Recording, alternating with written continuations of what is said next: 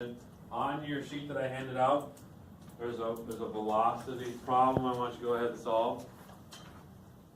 You have the wavelength, you have the frequency. See if you can solve for the velocity.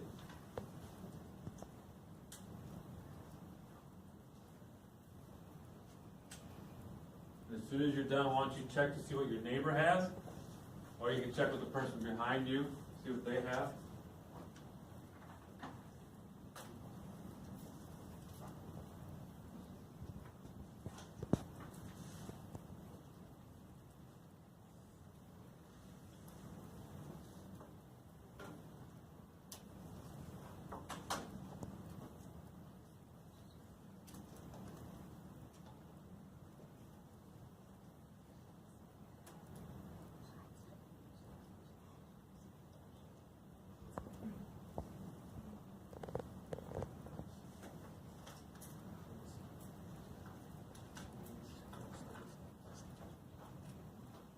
All right, and then the next section I want you to do is I want you to sketch a wave that you say would have what's the first one?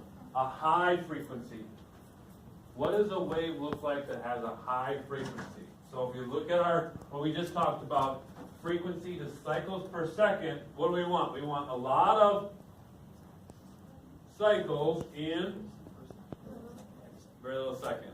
So just sketch one out.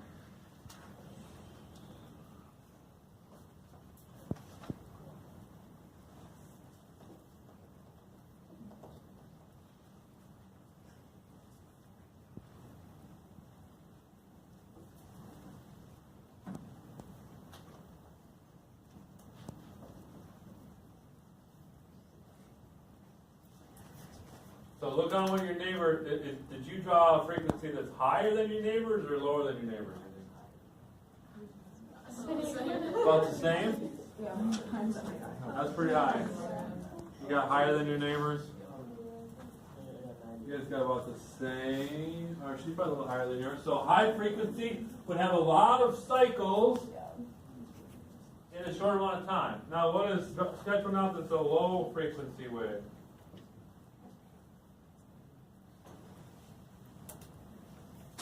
I'm going to sketch out my low frequency wave. This probably looks something like this. A good example would be this is pretty low frequency.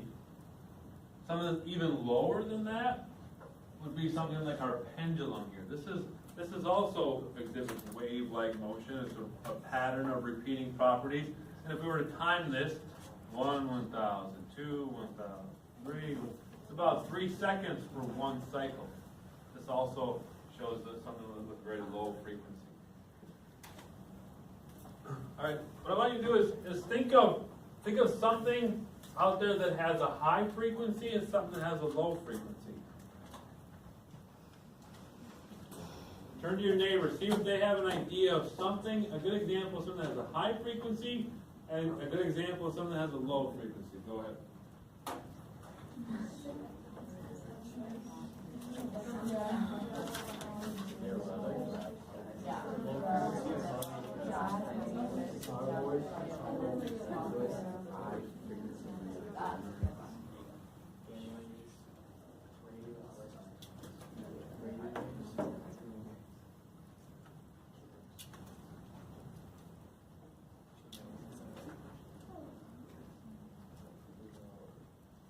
Okay, who's got an example of a good high frequency wave?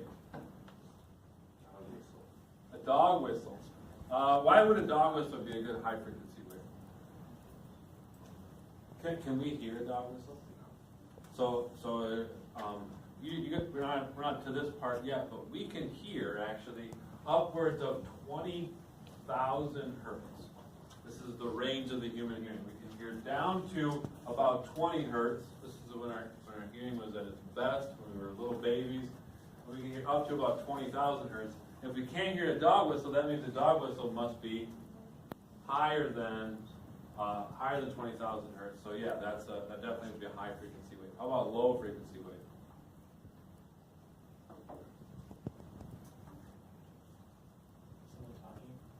Someone talking might be a lot lower than a dog whistle. I think of, you ever seen You ever seen those TV shows where someone's in a gym working out and they're like moving the ropes, shaking the ropes? That might be considered like a low frequency wave. There's some animals that produce low sounds, like specifically stuff in the ocean, like dolphins and whales. They make those low sounds. Okay. Some extreme examples over here would be, and if we're looking at specifically what's called the electromagnetic spectrum, in the middle of that we have light. The very longest waves of the electromagnetic spectrum are radio waves. And these wavelengths are upwards of about 11 meters. And then you go to the shortest ones on the electromagnetic spectrum, the most damaging, harmful ones are the gamma rays. And these are like on the order of a thousandth or a 10,000th of a wavelength. Speaking of that, within the electromagnetic spectrum, the light waves that we can see are Roy G. Biv. Have you ever heard of that? What does that stand for? Yeah, all the colors of the rainbow: red, orange, yellow, green, blue, indigo, violet. And what's just on this side of violet?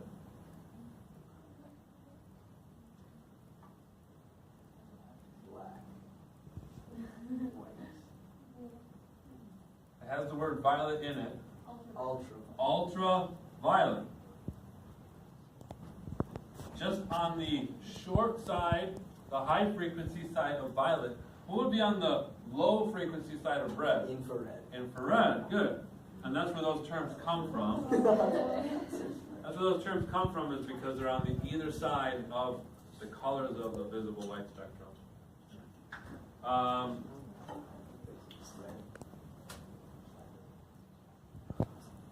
Now what I want to know is, what happens when two waves collide? Two waves collide, we get these two phenomenons called destructive and constructive interference.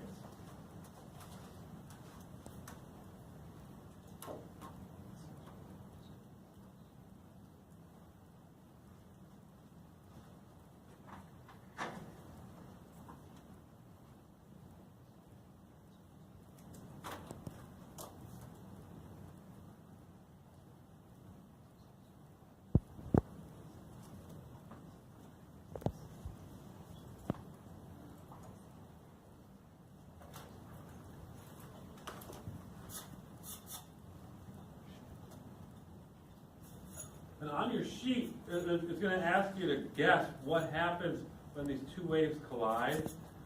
And we don't really know right now what happens when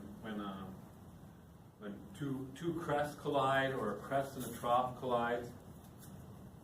So I'm going to ask you to do is take a quick break from writing this down. We're going to head into the lab, and we're going to see if I can show you with the Slinky what happens when waves run into each other. So everybody put your pencils down and follow me. You come in here too. Okay.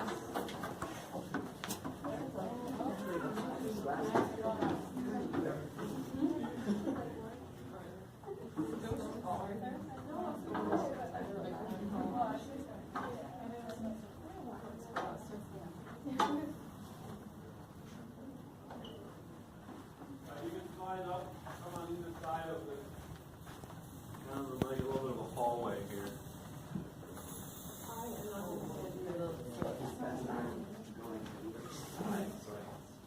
Okay, from this giant Slinky, we can show pretty much everything we saw in the notes today. If I make a pulse in the positive direction, what is that called? What is that called? A crest. So we have a crest here, and David's going to go and make one for practice. Make it a little bigger. So he's on the downside. That's called a trough. So this would be a trough. Why don't you go ahead and make a crest and a trough? There's the whole works. So Damien made a frequency that was about like this. What am I going to do with my hand to show a higher frequency? And move it faster. Now we see more. How do you describe frequency? Cycles per second. So you can see my hand making more cycles per second. And then what would a low frequency look like? Very few cycles per second. And then here's your low frequency. So we can see all those different things. Here's something I don't want you to say right away. I want you to think about for a second. What's going to happen to the wavelength if I increase the frequency? Think about it for a second. What happens to wavelength as frequency goes up? All right, tell your neighbor. Tell someone at your table.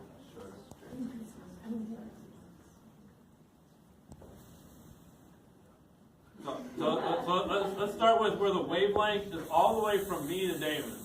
Okay? So right now the wavelength is about, what are we apart? 3 meters? The wavelength right now is 3 meters. I'm going to increase the frequency. What's the wavelength now? Yeah, like,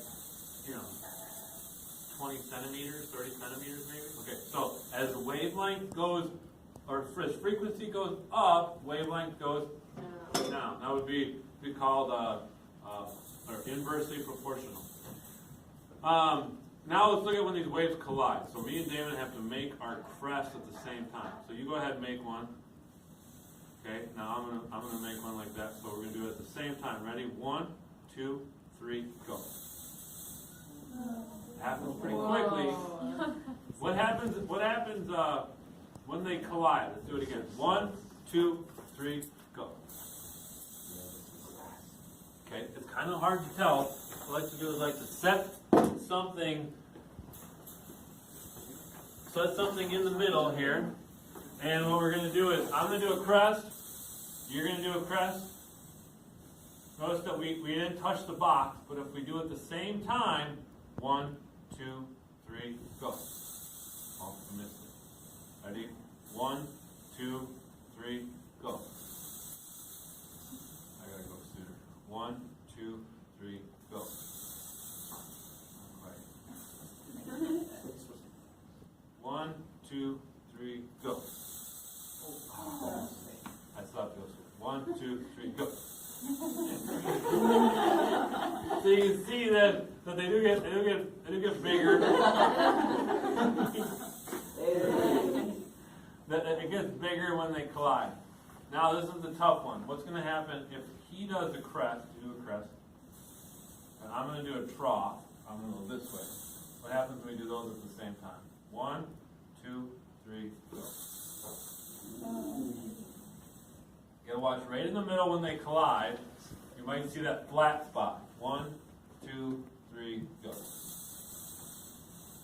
See it? What? So when his energy from this side collides with my energy from this side, what's the result? What'd you say, Bergen? They cancel each other out. Now think about it. My brother's a pilot. He talks about the headphones they wear record the sound of the engine and then play that wave upside down. So you got the sound of the engine doing this, and you got the headphones playing this. And when you combine that sound, what do you get? Nothing. And these are called noise canceling headphones. And now they're available for purchase for you and me and at Best Buy or something, right? And this is an example of destructive interference. What would be a good example of constructive interference? Where we want to make two waves add up to make a bigger wave. Yeah, like when you saw both of us making a crest. What is an example of that?